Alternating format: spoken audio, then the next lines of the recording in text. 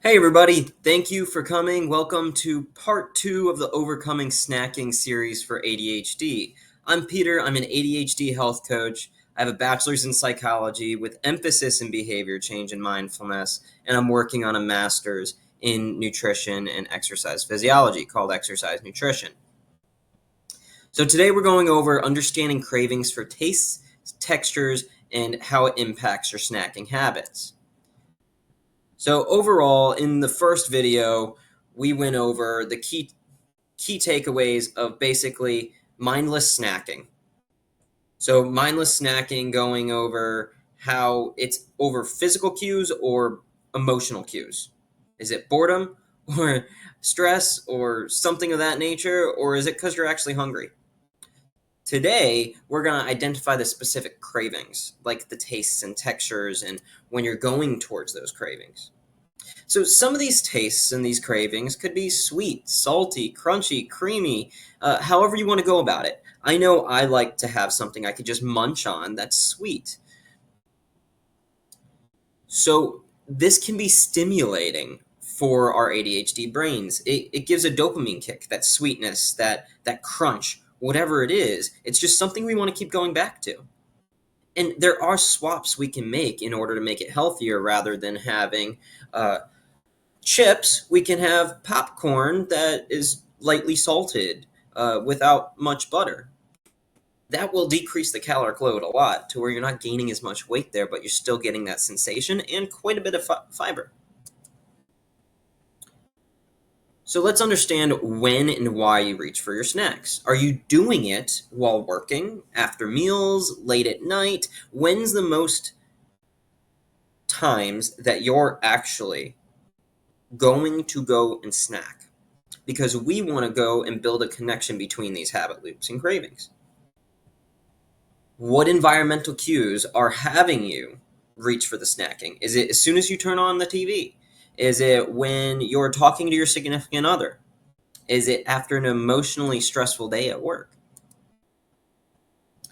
Now, I'm not saying you have to stop snacking, but there's ways that we can make snacking healthier for us. So we can have healthy alternatives. For me, when I'm craving something sweet at night, instead of grabbing ice cream, what I like to do is I like to have grapes because they're sweet and I can just keep putting it in my mouth.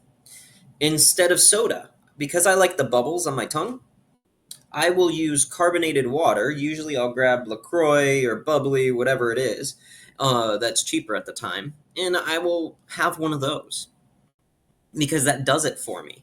And they're lower calorie alternatives. If you're craving crunch, you can swap chips for crunchy veggies or air popped popcorn or other types of popcorn to where there's microwavable bowls, things like that. That's what I like to use. If you're craving creamy, you can opt for Greek yogurt or or have avocado instead of heavy dips. That avocado can create the texture you want if you mash it up. The heavy dips that we're talking about isn't necessarily guacamole or hummus, but having those sugary chocolate dips, Nutella, things like that. And to make sure you're looking at the portion sizes of it, you can always mix it in with the Greek yogurt and things like that, because we want portion control. So let's gradually shift into these healthier habits.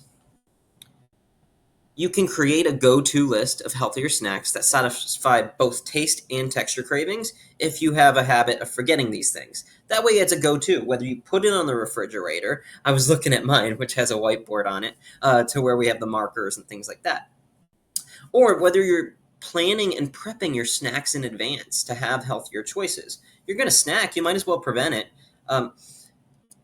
And overall, we're identifying these cravings, we're understanding habitual snacking patterns, and we're creating the healthier swaps. A lot of this video, I went over the healthier swaps because we're going with your brain rather than against it.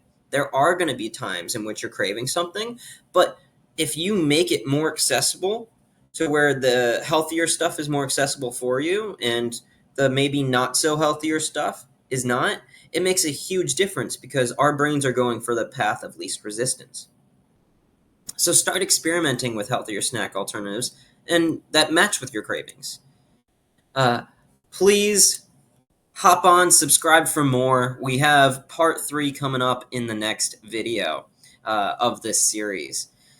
Have a great rest of your day. Feel free to comment anything else you want me to go over, and subscribe for more.